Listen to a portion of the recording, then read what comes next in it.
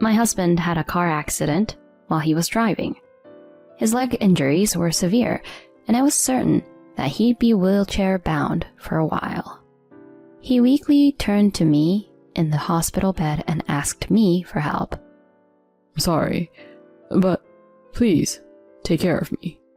Even when I saw him like that, I didn't feel any sympathy.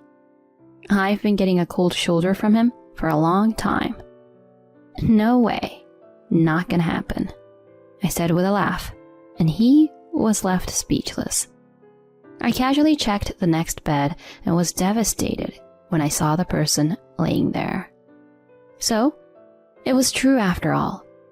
I vowed to myself that I would never help him. I'm Valerie, 33 years old. I work hard as a nurse at the hospital. I have a close friend named Julia, whom I've known since high school. She's quite different from me and has a glamorous and beautiful appearance.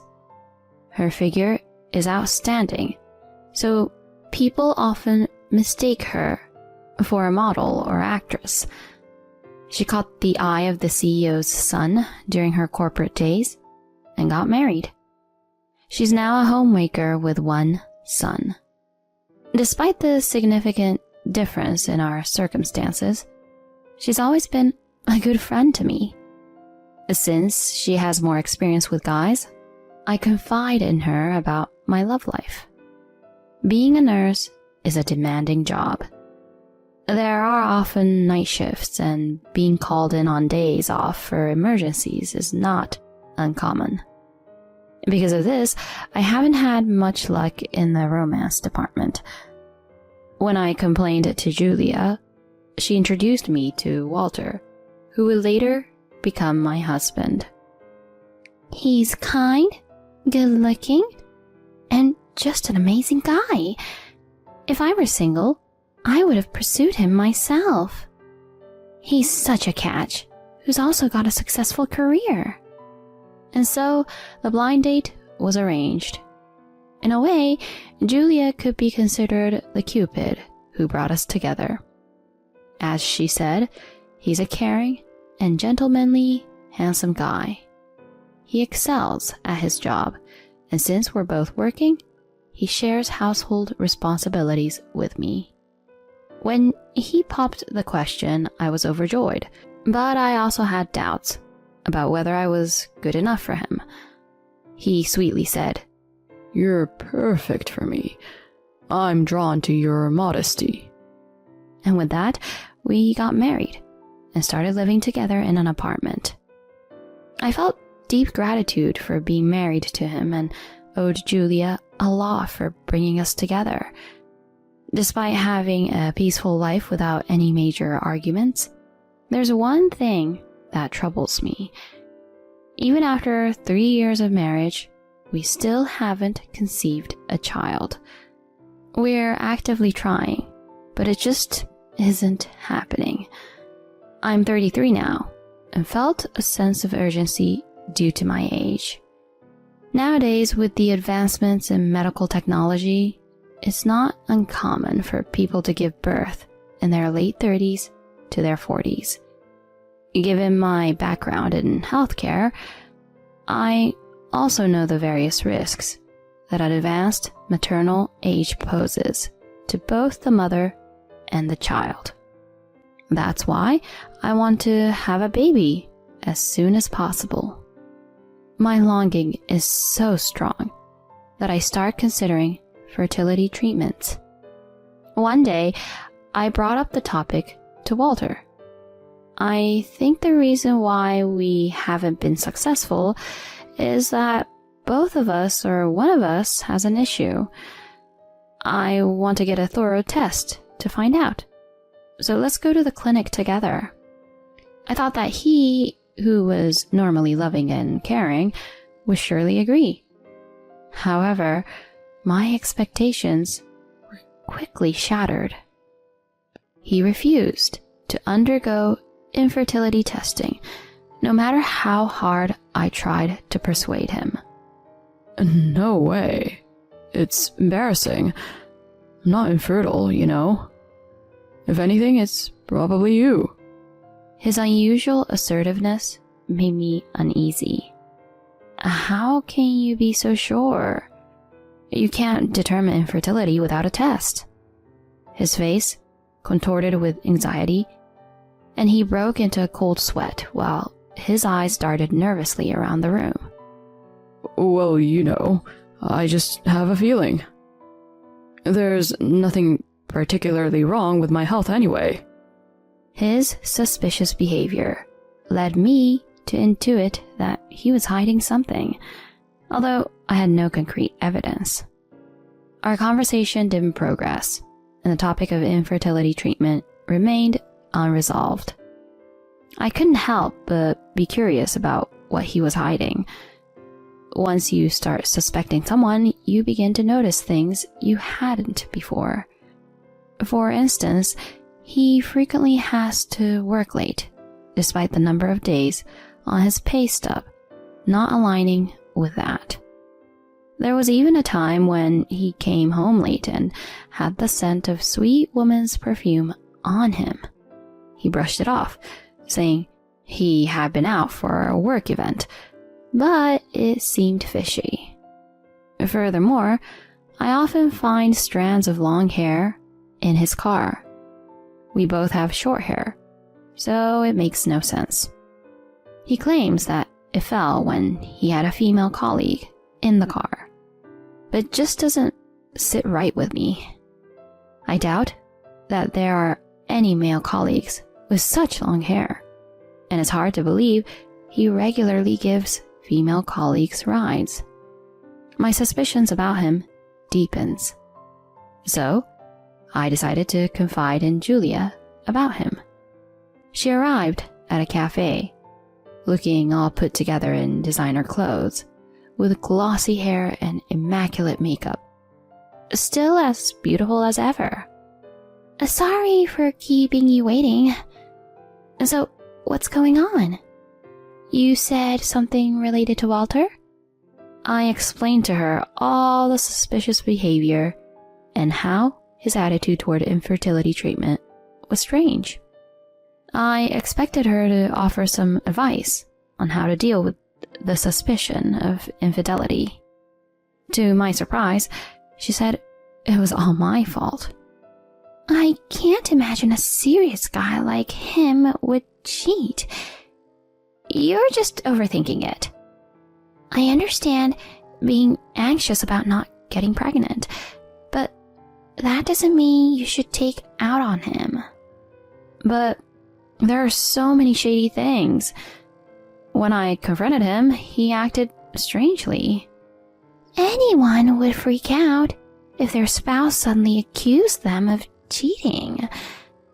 As for the infertility treatment, if there's nothing wrong with his health, it's natural for him to deny it.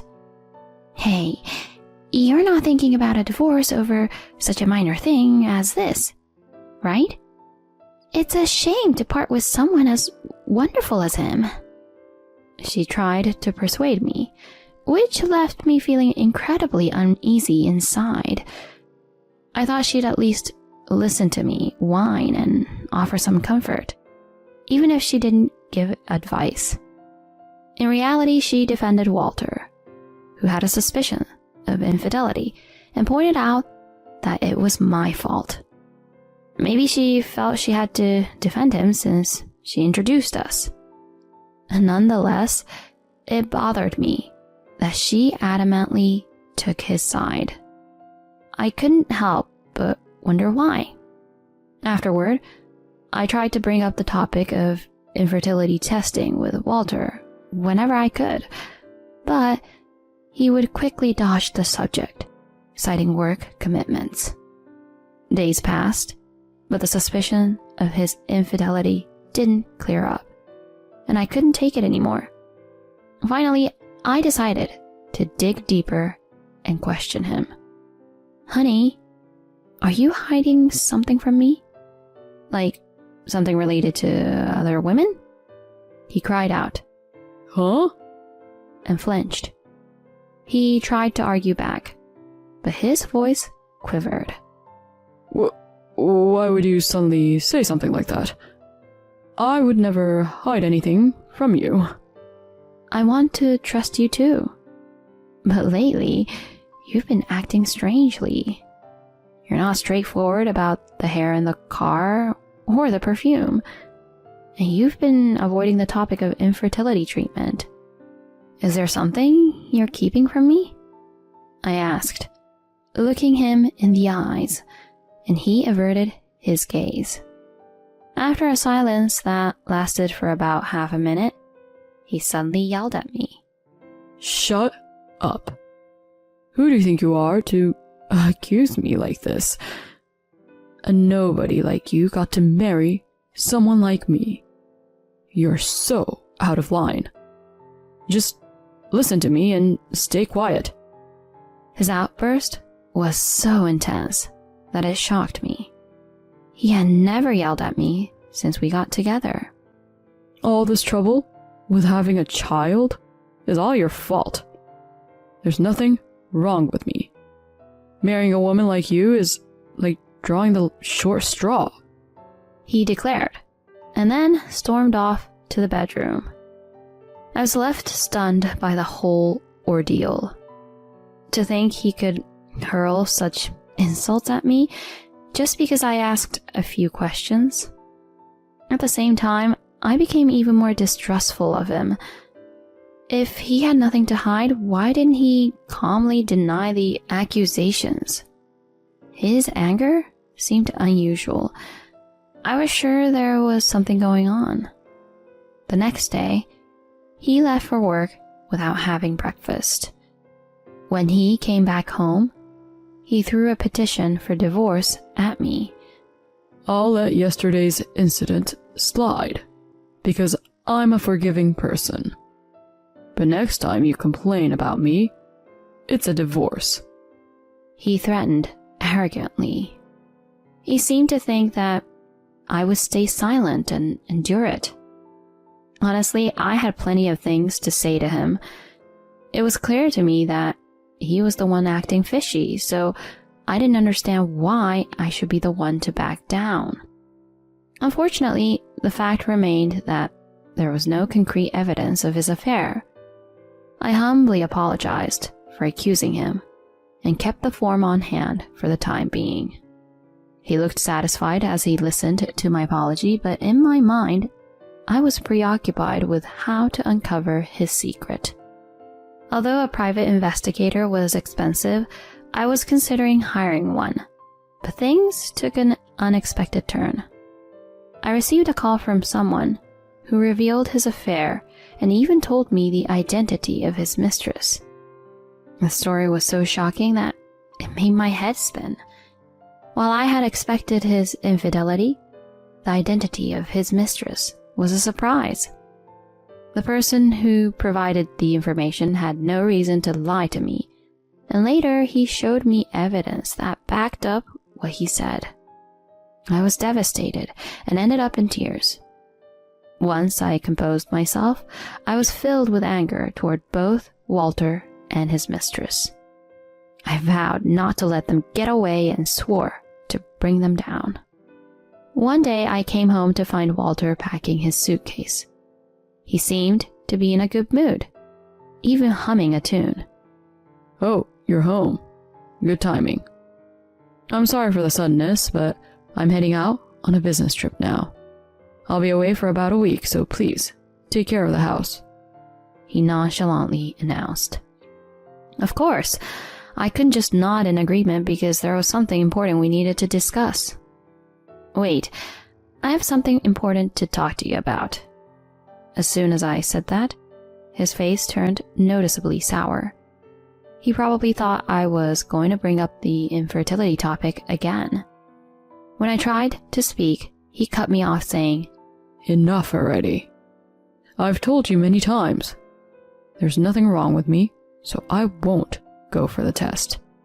You're being annoying. I'm in a hurry, I'm leaving now.